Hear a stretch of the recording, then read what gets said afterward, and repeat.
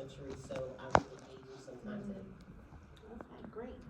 So a lot of times just viewing in and of itself is a passive experience, right? Rocky. I was gonna say, I like when the instructor has some personality and it doesn't feel like you're just like reading an essay. Like there's some conversational tone. Okay, conversational tone. Yeah, and sometimes, I mean, things like storytelling can also contribute to that as well. You know, not all of us were like born charismatic. Like it's not something that just comes natural to us. And so, you know, some people they are, and that's great. Like wow, like you are so lucky to have that. But some of us, it's a struggle. So, anybody else have anything? The timing piece, I think, is because you mentioned is if it's lengthy, it can be lengthy, but it's got to be otherwise engaging. You mentioned you prefer them short. Has anybody heard, have you ever heard the keep it under 10 minutes? Yeah. Keep it under 10 minutes? Is that something that you've heard? I'm going to tell you today, and you'll see in some of the research, that technically that's true, but not necessarily. And I'll give you a perfect example of that. How many of you have ever spent like a snowy or a rainy weekend binge watching something on television? So you can pay attention for a long time if it's something that's engaging, right? So 5 to 10 minutes might be a good start, but the answer is actually it depends for that. So to give you direction, because you wanted some direction with where we were going today, these are just the objectives of this presentation. So we're going to talk a little bit about research relating to recorded video lectures, and then we'll identify 2 or more ways to build some engagement into those lectures, and to devise a plan to create a lecture based on best practices. All right, so getting into the research first. There's a lot of it. But David Esco mentioned that students find it difficult to remain engaged with online videos. Again, it's a very passive experience. If it's in a fully online course, it can feel like, and if you've ever been a student in an online course, you know, sometimes you just feel like you're sort of on the island by yourself, just trying to figure it out. So yeah, videos can be very passive and difficult to get engaged with, especially if it is one of those that's 30 minutes or longer, where there really is no deliberate engagement and it's just droning on, or people are just reading slides and there's the text-heavy slides and all of that. But a survey from TechSmith, which is for those of you who are in the ID world or just techie people, they're the folks that Camtasia Studio is one of their products. 85% of students believe that video technology enhances learning. So they want videos. If you're not making them, they probably would appreciate if you made them, but not if they're going to be difficult to remain engaged with. Then I'll turn to the work of Dr. Carmen Simon. I don't know if you've heard that name before. Dr. Simon is a neurocognitive scientist, but a lot of her work is connected to like the business, marketing, sales world as opposed to academia. But a lot of the connections that she's made are actually relevant to academia as well. So she mentions that in video content, the maximum content that is recalled after 48 hours is 10%. I'm sorry, is that for video? Can you say? For a bit, yes. So. So if you're sharing a video, the maximum content that's recalled is 10%. Complex concepts, contrary, we like to think that we should, break it down and make it as super simple as possible, but sometimes that can make it boring. So in her research, she's found that complex concepts, as long as you're explaining them thoroughly and helping the students to understand them, that it actually is more engaging for some complexity in subjects. And if you are identifying 3 or 4 key points, that works the best. So again, that 10% number, we'll keep that in mind as we go along, because that's, again, it's kind of a fascinating number. Her research from 2024, she has, discusses something called embodied cognition. And in academia, I think, Richard Mayer calls this the embodiment principle, which is that we actually think with our whole bodies. We don't just think with our brains. And that there is a connection between language processing and movement. So you can improve cognition if you are getting people to interact. Again, passively watching a video, that's probably not happening unless there's some form of engagement happening.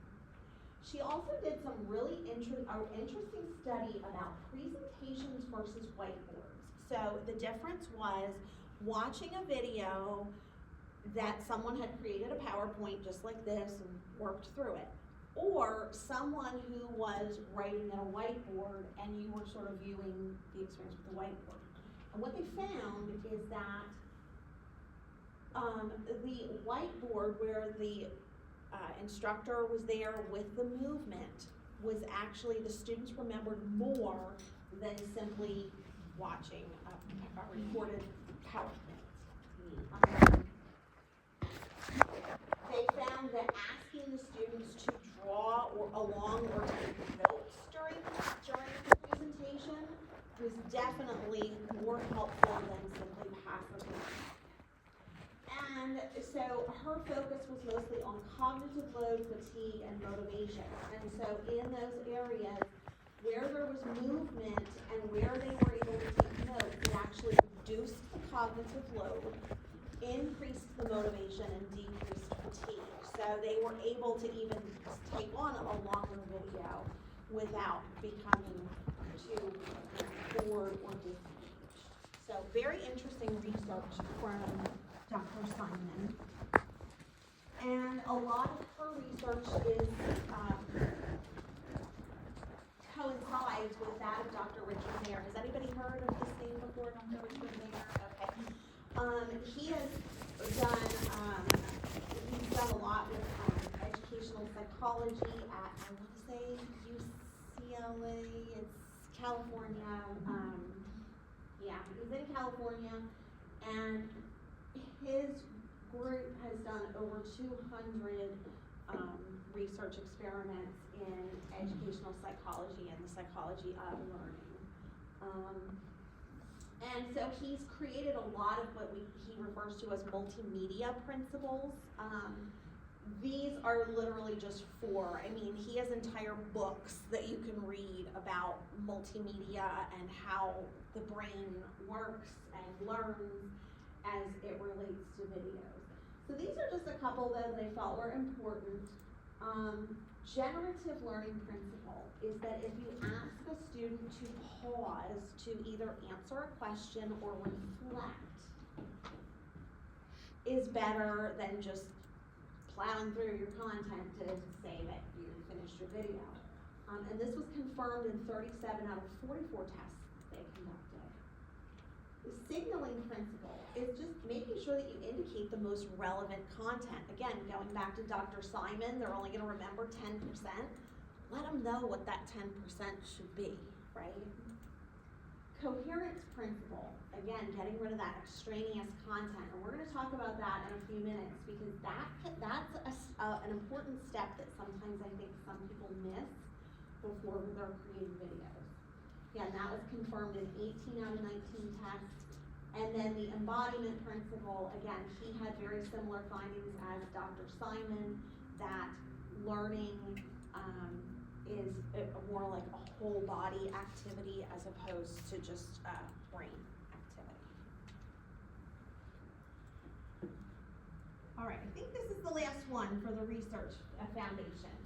Just a couple of other active learning approaches to use during recorded lectures, and we'll talk about these more in a few. But again, that creating pause points. Literally, you can say in the video, what I want you to do now is pause for a moment and have them do something. It's a very simple strategy for to add to a recorded lecture. It doesn't require extra time to like, oh, now I have to create this other presentation or something. It's just something you can put and throw in, and it can make a big difference. Interactive quizzes, depending on your technology level, you could use something that like Edpuzzle or Camtasia that has like the built or H5P, one of those tools that has like built-in digital examples of quizzing, but it doesn't have to be. We can keep it simple.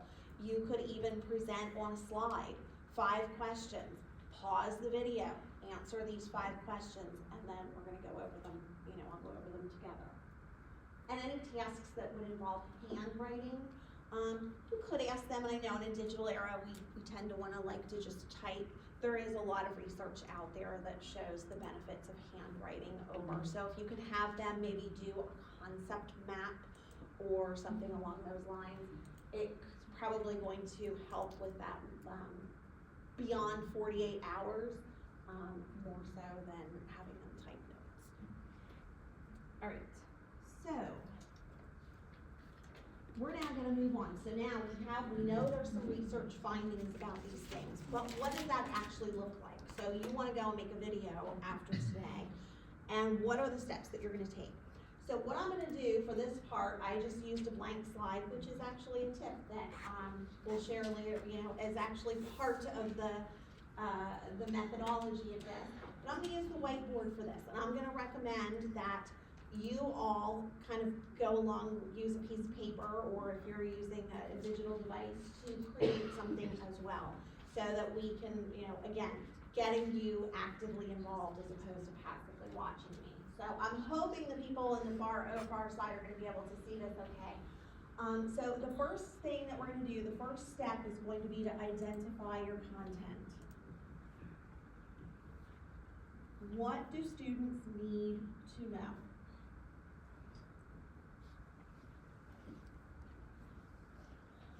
Two tips for that is figure out a way to chunk if possible. Going back to that whole shorter videos are better. And I'll probably use some nursing examples here again, just because I'm immersed in nursing courses most of my time. Let's use the example of blood pressure, okay? There are a lot of things that we could talk about with blood pressure. It could be how to take a blood pressure. It could be what to do if a blood pressure is too high or too low. Blood pressure related to certain conditions. So we have to chunk, we have to figure out a good point to segment the content. But we also need to determine the objectives as well. So what is it you need them to get out about blood pressure? Okay. So again, big difference between I want them to know how to take a blood pressure as opposed to I want them to know which medications they would use in response to something going wrong with blood pressure. So we want to determine what is the point of this to help to limit the content. Beyond that, and that's actually the next step. So I'm gonna make this like a cyclical diagram, but if it makes more sense to you in another way, go ahead and do it your way. Whatever makes sense to you. The next step is to narrow the content. Remember what Dr. Simon said. How much are they remembering after 48 hours? All right. And again, and I know, again, from working with nursing professionals, it's like they need to know everything, and there is a lot of content, and not just nursing. I mean, there's other areas where it's like, wow, there's so much, and they need to know it all. But again, if you know, they're only going to remember 10% of it. So what do you want that 10% to be? And you need to start to think of, I like to say, need to know versus nice to know. There's a lot of things that would be great if they remembered, but what are the absolute basics that they must know? Okay, some people refer to this, there's another woman by the name of Dr. Tolu Noah, she refers to this as weeding, where you gotta pull the weeds. You have your garden of content, but you know, you can't keep, or you have like all these little seedlings, they're not all gonna grow, so you gotta pick those couple, and the rest gotta go. So we're gonna narrow the content. Then for number 3, we're gonna choose our engagement. What are you gonna use for engagement? Okay. Pausing and reflecting, the whole pause to reflect, is proven, as far as research, to be one of the best that you can do. And again, it's probably one of the easiest to build in, because again, you can do a blank slide like this. And a blank slide's actually good, because that way they're not distracted by something else on the screen. Throw in a blank slide, pause. I want you to stop the video, answer this question. And maybe think to everything that we've talked about so far in the video and summarize it in 2 sentences, have them write it down. So pause and reflect on things. You can do quizzing. Again, it doesn't have to be fancy bells and whistles. It could be a slide where there's 4 questions. All right, we're gonna stop what we're talking about now, do these 4 questions. Take a moment, write down your responses, and then hit continue, and you'll go over it together. I like, especially with my nursing faculty, case studies. So rather than me sitting and droning on for 30 minutes about blood pressure, blah, blah, blah, let's do a case study. And so there you create the case, so you can and that's almost kind of fits in with storytelling as well. Where you're kind of telling a story. Here's this patient, they've come in, they've presented with this blood pressure. All right, pause, what would you do in this scenario? Then have them continue the video, and then you tell them. This also gives an opportunity with case studies to also talk about mistakes too, because, and I'll just kind of throw that in there. With case studies, you can include mistakes. The most common problem that we see when students are come in to do their clinicals is as soon as they see a high blood pressure, they do this. But really, first, you should do this, okay? So you can actually kind of talk through mistakes with case studies. Let me just see, make sure I'm not missing anything here. Summarizing would be another one. Again, summarizing, or just any kind of written, if you have a demonstration, maybe you would have them watching it and doing it, if it was like a science experiment or something, you're doing this at home, you're watching at home, you're following along. So choose your engagement. Then you want to create your presentation. Now, you may already have some PowerPoints that you use. Maybe you'll adapt those in some way. So again, maybe you're going to throw in some blank slides already. Is that item 4? It is number 4, I'm sorry. And thank you for correcting me. No worries. Tip, notes are helpful, but don't script. Don't script. Voice is a huge thing. If it sounds scripted, it becomes boring. And if you've ever seen one of those horrible videos where people use AI voices, a lot of people get really turned off by those. So you may use what you have already. Again, build in the blank slides for pauses.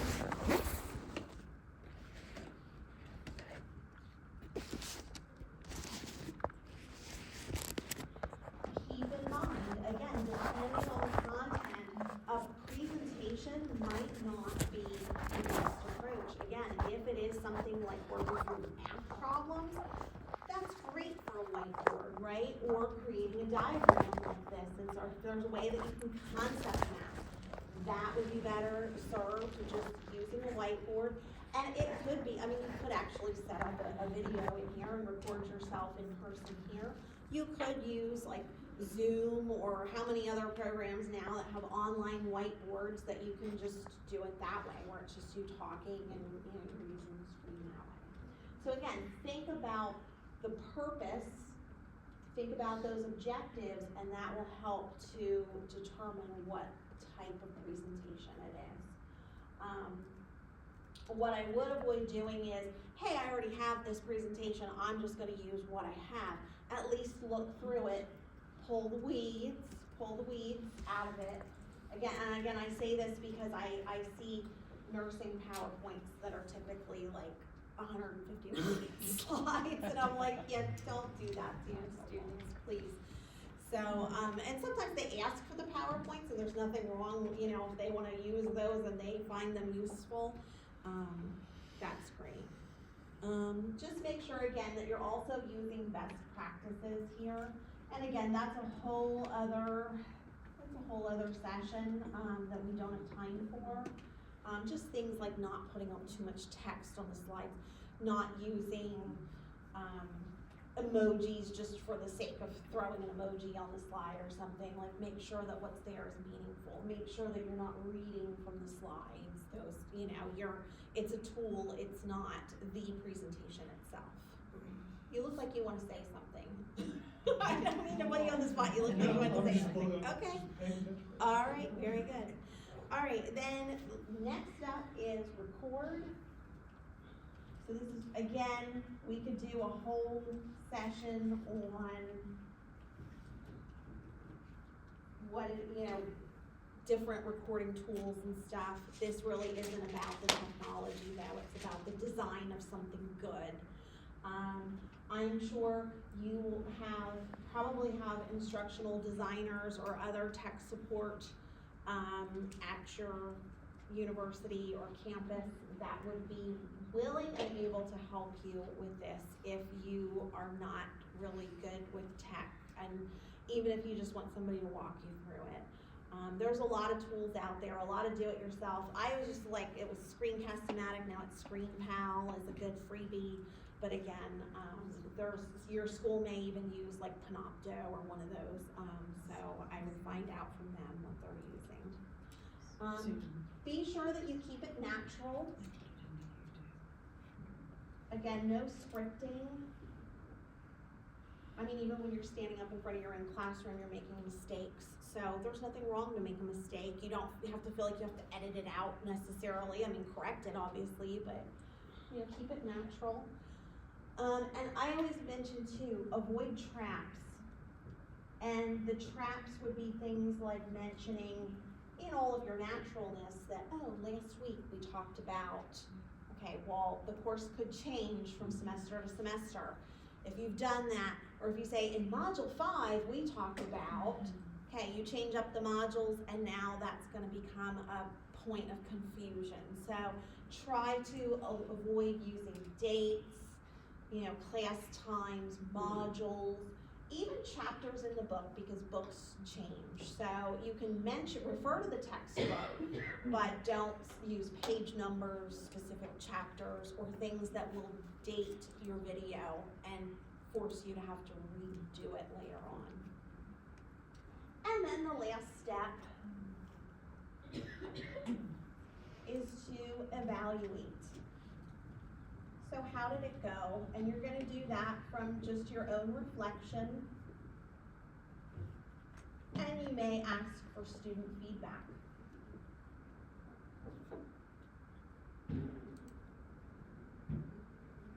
And that would help inform you the next time you identify content, chunk, and so forth.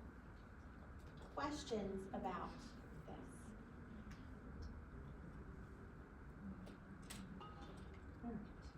So here's just a different way that I mapped it on here, just in case. Now I asked everybody to write it down. Again, there was a method to the madness of having to write it down, but there is a copy of this, and I'll be happy to share this through LinkedIn if anybody wants a copy of this information.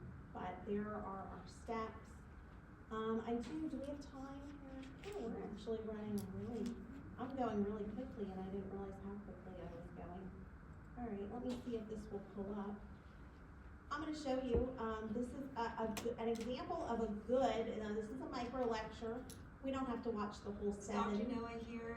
In this micro lecture, we're going to be discussing the essential question, what are the characteristics of effective learning objectives? In terms of our agenda for today, we're going to begin with retrieval practice.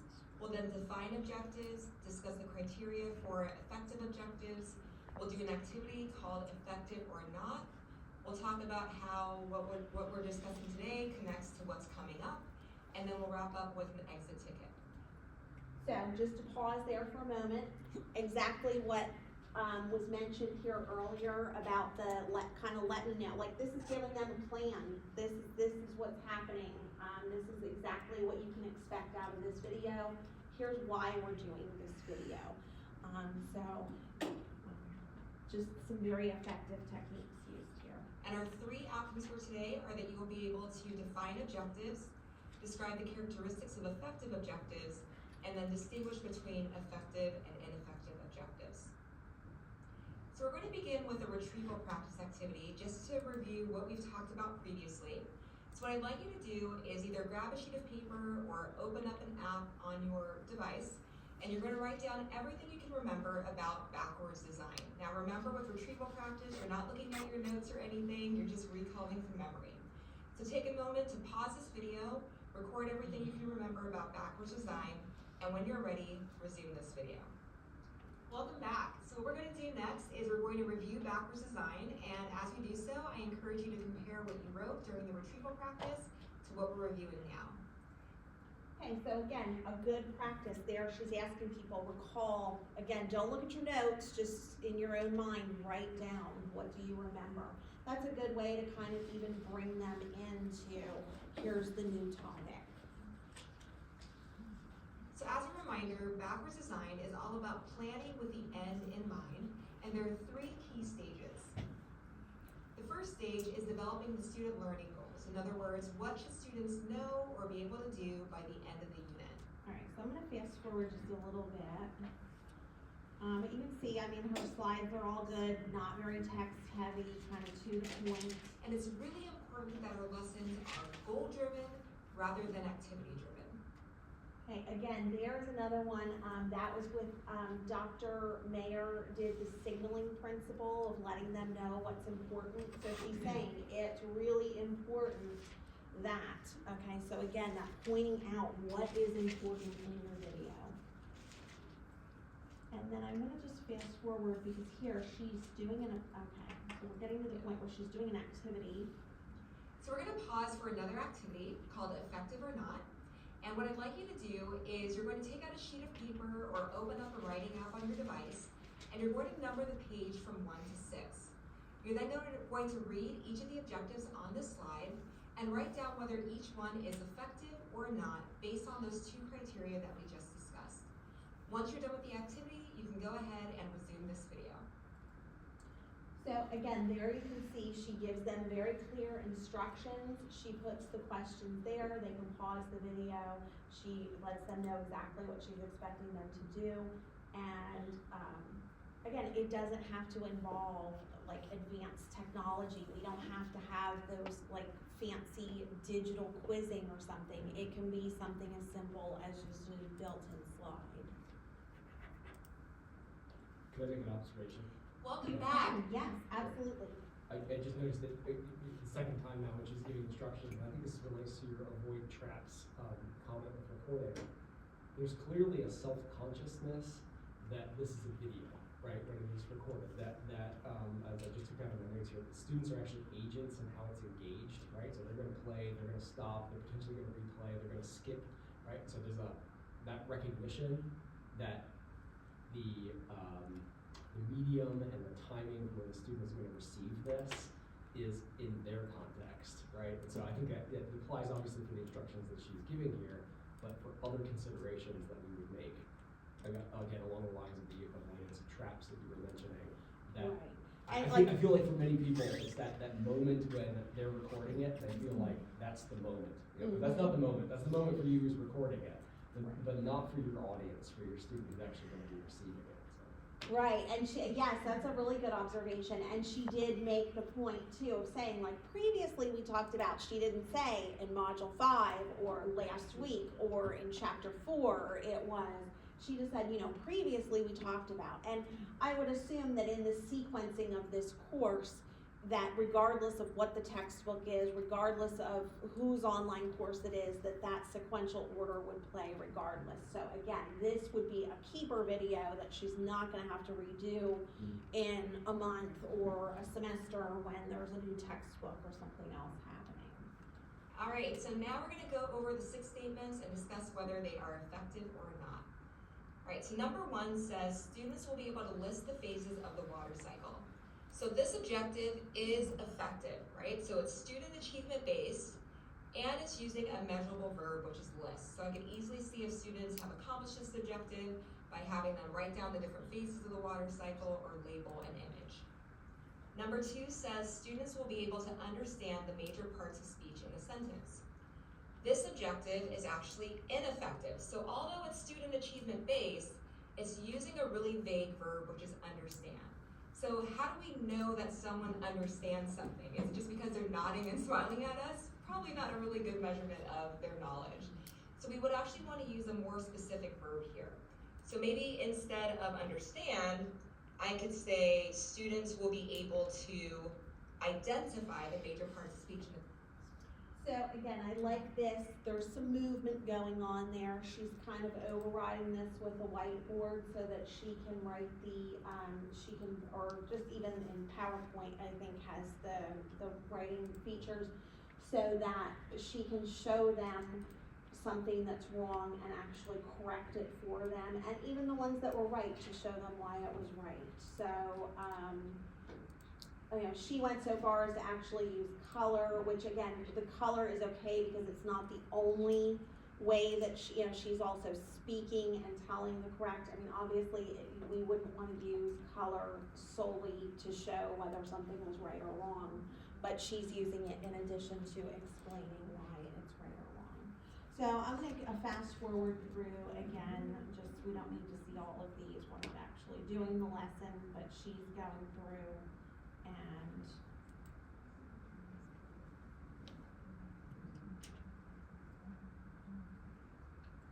So coming up, we're going to do a micro lecture on Bloom's taxonomy, which can be a really helpful framework for developing your objectives.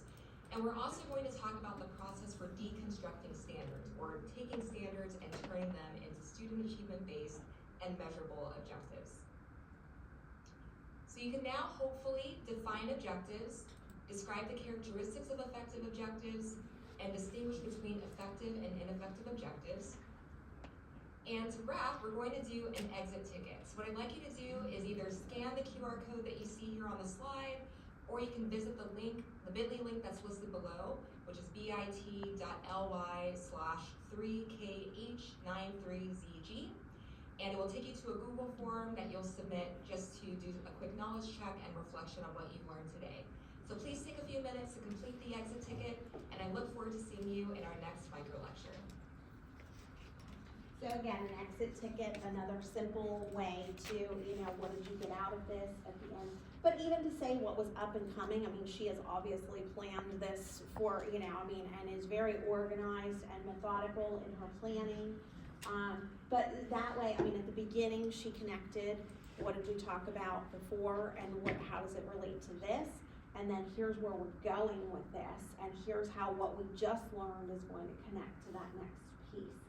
So again, in putting together this presentation, you know, I had seen this, this is Dr. Tolu Noah, by the way, and I had attended a webinar of hers last year where she was showing a lot of tips about micro lectures and so forth, and just using engagement pieces in it. And honestly, when I looked through her sample, I thought I should probably create a sample for this presentation. And then I looked through hers, and I'm like, I'm not reinventing the wheel, and there's no way. I mean, this is so smooth, like there's no way I am creating anything better than this. So I just decided to show hers. But that gives you a sample of it. And these are the references. I can tell you, so just yesterday, this live stream, the Ideas at UMass Amherst did a webinar called Beyond the Classroom, Creating Engaging Educational Videos, which was hilarious for me, by the way. I have to just share this because I had my presentation all ready to go for Lancaster Learns, and this session literally ran yesterday from 2 to 3:30. And then I was like, oh, well, this is great because this session was sort of like kind of reaffirming that a lot of the things that I had in here were good. But then there were all these additions I had to make. So I would highly recommend it though. It was an hour and a half long, but Dr. Richard Mayer, who is considered like a goat in the field of multimedia and learning, was actually one of the participants, one of the speakers at that session yesterday. And again, I can upload and share this through LinkedIn. So again, if I go back to the beginning, just if you want to follow me on LinkedIn, I'll be happy to share this, and it has all the links. But there is a lot of really good existing research already. And again, I think the key takeaway here is that you don't really necessarily need to be some sort of super person as far as technology skills to do. Like a lot of these things don't necessarily require additional knowledge of technology or some special program to do them. They're things that you can probably incorporate in what you already have to make it an even better experience for the students. Any questions? I raced through everything. Did not realize how early we would be. Not that anybody's going to care about being early to lunch, but are there any questions or comments? Anybody want to share experiences? Well, first of all, thank you. This is very helpful. I just wanted to share another example that was really different from Dr. Noah. But his name's Dr. Jason Campbell, and he has done YouTube short lectures on how to teach qualitative research, which is a really interesting, avenue to go for an online. But what stuck out to me is he actually breaks the third wall, and he stands at a chalkboard and he teaches just like you did. And out of all the online videos that I've ever watched, that I've learned the most and I've retained the most from that style.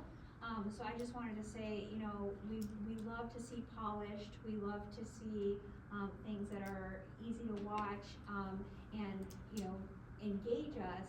And it's okay to go back to a chalkboard and have that style of learning. Because again, as Dr. Simon mentioned, it's that whole movement, Right. that embodied cognition. And even if you're not, as the person watching the video is not doing even seeing the movement of the other person seems to have some sort of connection.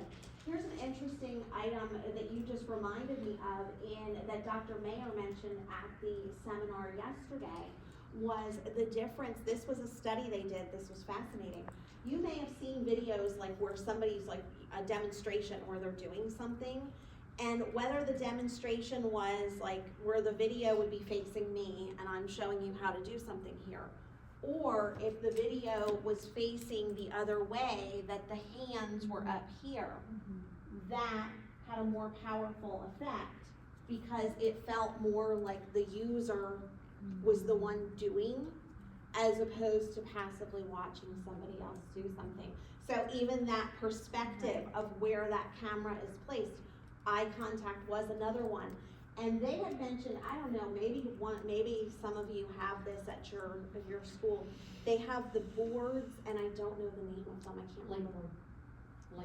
Light boards, where it's sort of like it looks like they're standing behind and they're writing, but it's showing up.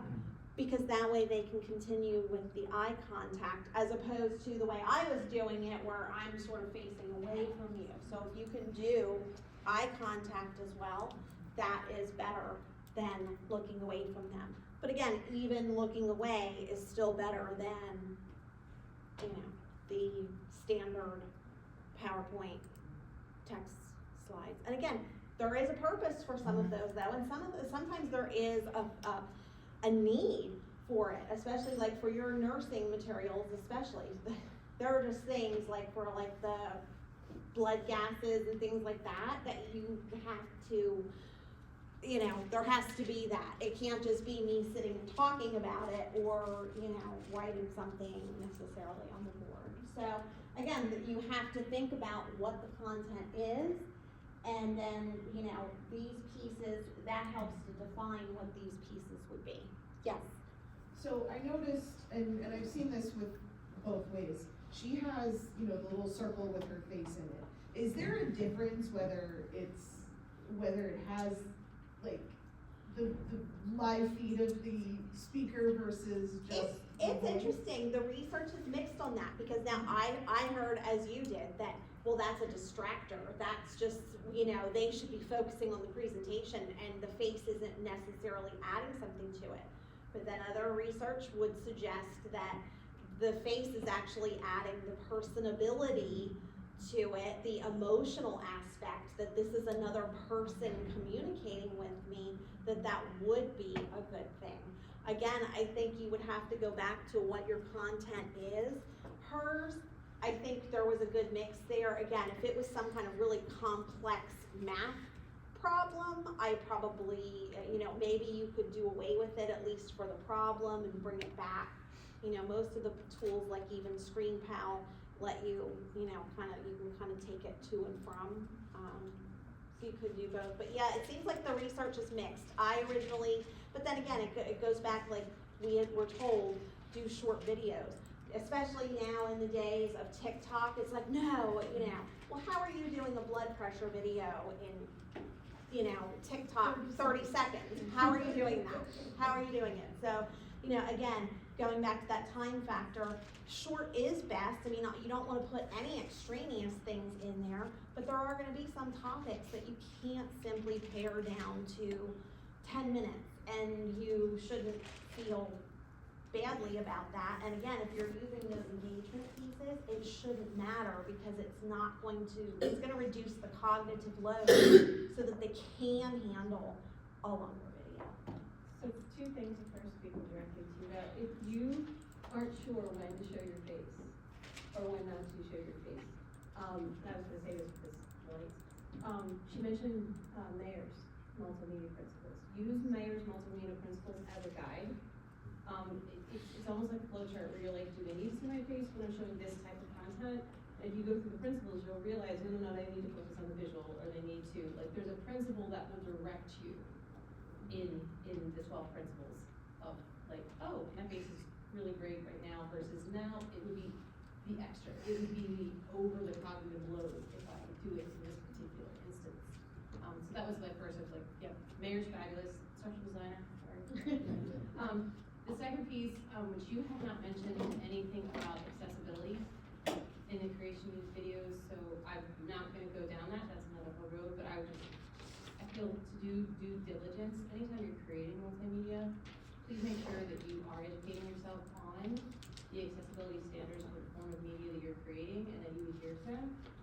One, because it's best practice for our students, two, because it's the law, if you're providing educational content.